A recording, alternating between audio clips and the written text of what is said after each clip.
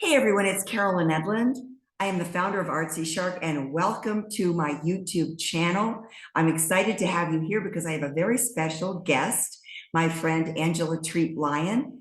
I have invited her to join me today because she has created some very interesting lists of useful resources for artists, especially artists in business. And as a total geek on resources and really interesting tools, I had to invite her to come in, have a conversation with me, and share those with you. So before we start our interview, I want to let you know that I'm going to place two links in the description below this video, and you can click those and download PDFs, and these are pages long, and they're just tons of useful tools and apps. And I want to welcome the author of those two lists, Angela Treat Lyon. Welcome today, and thank you so much for joining me. Oh, thank you, Carolyn. It's really a pleasure. Well, let's get started. Let's just jump right into it. You've done a lot of research, and you've put together some super useful websites, tools, apps, and things like this that people can use in their everyday life or in their business. And I think everyone out there has certain tools that they use all the time, whether they're link shorteners or image resizers. I know I use them every day, or they're ways to keep lists, things like this. Let's jump into what you're doing and kind of what got you started doing this, and then we're going to talk about the kinds of the categories of the list. So what inspired you to create these lists? Well, I'll back up to 1985 with my first Apple computer. When somebody showed me that, it was like, love. And I've been that way ever since. So I'm always looking to update my information and knowledge. And we are right just past the edge of the cusp of a whole new age because of this whole influx of AI. And I like to stay on top of things like that. And so I'm always looking for articles on things that really help people out. And the first list was based more on people who were just doing business or writing books. It wasn't necessarily for artists. But the second list is specifically for artists in business, all kinds of tools for creativity, resources for places they can go for information or to see exhibits, and then apps and tools to write with and to publish their own books, because books are such a great marketing tool for artists. So Okay. I'm just in love with it all, and I'm always looking for stuff and keeping new lists. Oh look, I've got 100 links now. I can publish a new one. Right, right. I'm really into lists, and I've created a number of them myself. And so, you're going to all these different sites, and they're offering different things. I noticed on your new list, you've got, as you said, a lot of AI, artificial intelligence. And one thing, let's just touch on this first, is a lot of artists either are afraid of AI or they say that they hate AI because they think they're going to be compromised, or their art is going to be stolen, or they're not going to be relevant anymore because everyone will make their own art.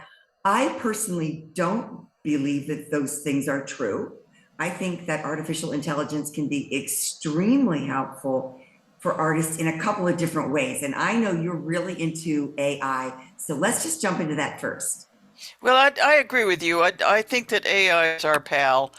And it reminds me of when photography first started coming in on the art scene. Everybody go, oh, people go, photography hasn't taken over the art world. It's just another thing to make things with. And it's the same way with AI. It just makes things easier and faster. That's all.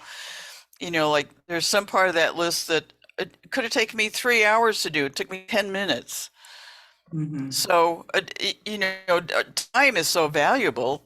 Why not use a tool that's sitting there in front of your face and, use it? Don't be afraid of it.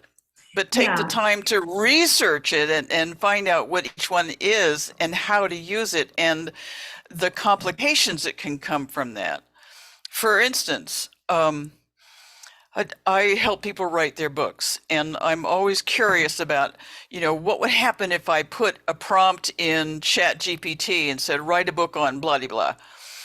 And I tried it the other night. I said, write a story about a little boy in the forest, da, da, da. And I'll tell you, in 5 minutes, less than 5 minutes, I had a good 2,000 word story, and it wasn't bad. Mhm. The problem with that is that now there are also AI tools that you can use to check to see the originality of something that's been written. For instance, if I go to your website and I read an article and I go, that doesn't quite sound like Carolyn, let me check. And I run it through originality.ai and it says 95% written by a bot. Oh, that's really Busted. interesting. And that's kind of reverse engineering so that you can see was something created by AI. Yeah, that's really interesting. So if Yeah. we're diving down into your list, because I want to just tease out some different tools that you noticed. Chat GPT you mentioned, that's all over the internet now. People are using it. I just published an article about how it can be very useful. And most of my article was written by Chat GPT just to kind of show, what are the results of it? What can you get from it? I think it is not quite there yet. I think it doesn't write as deeply as you might want it to, but you can always use it as kind of a foundation and then start adding some details or, Yeah, add yeah. some stories Putting to your it. putting your own flavor on it, that's really Mhm, necessary. mhm, I mean, if you've got an intelligent list and you're writing to them, they're going to be able to tell, mhm. because like you say, it's more shallow than what you would say, and there's no Yeah. emotion in it. No, it's very straightforward, but it is grammatically correct. And I do like that. You're not Yeah, gonna have any typos, or you're not gonna have any, you're not gonna have to run it through yeah. Grammarly, which is another tool, by the way, that you can do to check your grammar and spelling. So I'm not a fan of Grammarly I'm because it, actually not either, because I got kind of stuck in a loop with them, but it can be useful, especially if yeah, you have really bad grammar and spelling, then you might need it. true. But what kinds of, there's AI for writing, there's AI for art, Dolly or other useful apps to create art with. Do you ever use any AI in art making, or do you No, recommend it for creativity? well, I'm this way and that way on it. I've seen some really fantastic art made with it. Mhm. I mean, really fantastic. That probably somebody took a few hours to make that would take them 3 months to paint. Right. I Yeah. I think that's pretty cool, personally. I think there's some very cool applications that you could take from it. I don't think it's going to replace art, because art that's made by people really has soul in it, and people want things that have been touched by hand. They Yeah. want the fingerprints on it. They want the brushstrokes on it. And I Well, think there's a value to that you're not going to have with AI. I kind of disagree with you because Okay. I've seen some pretty soulful pieces. The thing that I don't like about it is that it's too slick. That might, I think you're putting it in different words, but I agree with that. It almost is too create, it's too, It's like plastic. yes, it can be. And that's why I'm saying the fingerprints on something, or the brushstrokes, or that, when you make something, when you knit something by hand, and it has that feeling, that handmade, it's got a value and an aura about it, that you want to own it because Yeah, of the yeah. love and the art and the talent and the time that's been put into it. So I want to move on a little bit from the concept of AI to some of the resources that you've put into your list. Well, Other, the first resource that I like to use the most is a website called tinywow.com. It is amazing. It has everything in there from image resizer to text to PDF, edit PDFs, all kinds of stuff. wow. You should absolutely have that bookmarked. I am going to do that right now because I will need that. So you've It's got tools, fantastic. we've got tools that can work with images, all kinds of tools, whether you're creating graphics, whether you're working with your images to change them from one format to another format. They're in PNG, Right. you want them into a JPEG, or you'll have tools that can store images if you want to save all of your artwork someplace, right? Oh, it's got all that kind of stuff. Plus, it's Okay. got editing and writing apps and programs. It's got everything on there. I use it every day. Wow. I Okay. use Well, it. I'm going to put that in my list. I may end up using it every day as well. Yeah. Then you've got lists of resources that are in other categories, like creating mind maps, if you're doing some business planning, or what else do you have in there? Oh gosh, Just give us a I'd few have to look. examples you have to check the list. Let's see. I think it's fun to look through lists like this and then go to the actual website. What does that tool do that is different from every other tool? What makes it unique that you're going to use it every day, that is going to be a go-to? I have things on my phone, like I use an app on my phone called WordSwag, and it's great for just putting text right on top of images. And I use it all the time because I like the fonts that are in it. And I use it Ah, it's great for Instagram because it'll give you a nice square image and you can just use it all the time and everything's set up in there for you. well, I'll tell you, like I said, Tiny Wow is fantastic. I think people would probably have bookmark Canva. Yes. Canva's getting Mhm. really good. It used to be really crummy. I have the free version and I'm doing all kinds of things with it. Oh, it's amazing. It is amazing. Another one is unsplash.com.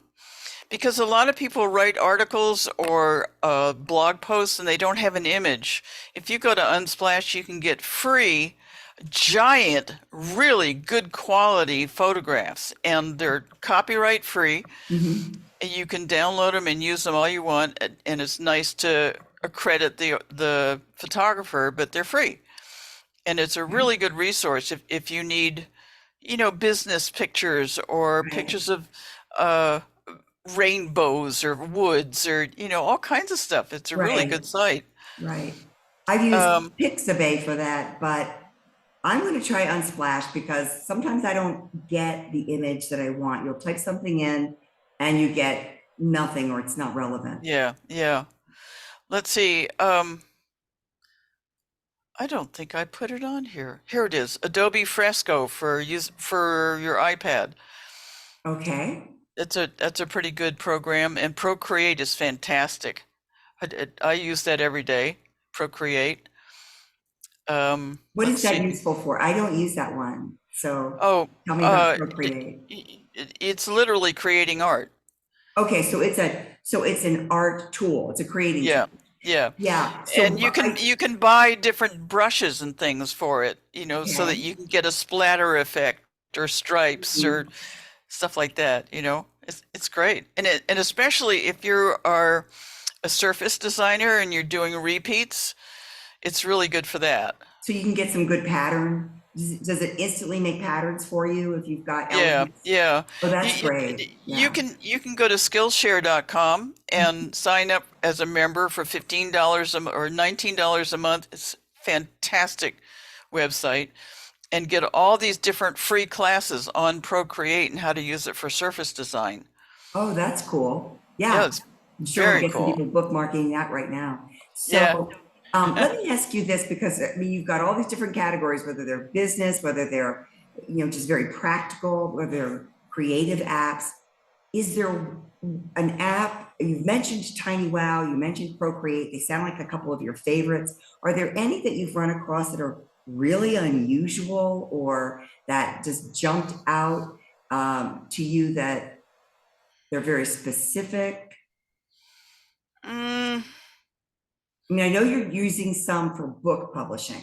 Are there any that are in the book publishing arena that you think are super useful or I that you've haven't heard I of? haven't found one for book publishing. I've got a list of different places where you can do self-publishing. Mhm. Um, but the thing that I have trouble with is videos. I can't stand editing and doing that whole thing. And so I made a list of two, four, six, eight, about 8 or 9 different video apps Mhm. that you can do text to video, make video shoppable, create video content, editing, high quality videos, short videos, and stuff like that because I like to use them.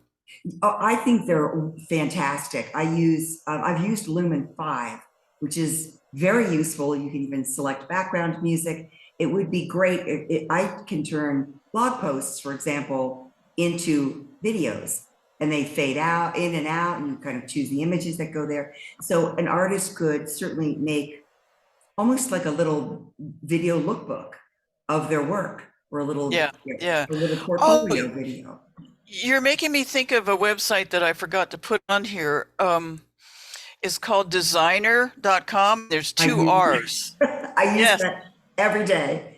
Yeah. Oh, have you created any flip books? Well, I tend to make things in PDFs, but I can just click a button and it becomes a flip book. Oh, I just love So that. add Just that love it. to your list and then email it to me so that when our list goes into the description below, it'll be on in your book. So add Okay. design. Yep. Yeah, so that Yep. and I do think that that is a paid app. That's like 27 a year. But a lot of these apps that we're talking about, folks, are free. Not all of them, or they may have a Yep. free level. And if you get Yep. started and you decide, I really love this, I really want to get, more deeply into it, you can just either pay monthly or annually to use it. To wrap things up, Angela, are you planning to either update these lists at some point or make more lists? Because I want people to be able to get those from you as well. I know that in your PDF lists, there's information about how to reach you, your websites, and all of your information, so that anybody who's kind of interested in these and maybe a little geeky on cool tools as well, they can stay in touch. Do you think you're going to keep updating this over time, or what do you think? Well, I'm one of those people who can't stand doing things twice. So I don't see any use in going in and updating because things become obsolete so fast. Right? And so what I will probably do is keep making new lists. Okay. And I write on medium.com a lot and I'll put notices on there, if people want to go on there and find out, has she got a new list yet? Well, I'll tell you what, because we've done this video today, we'll do another one when you come up with another great list, Oh, very and then cool. we'll add that to this and I'll help you promote it. So Awesome.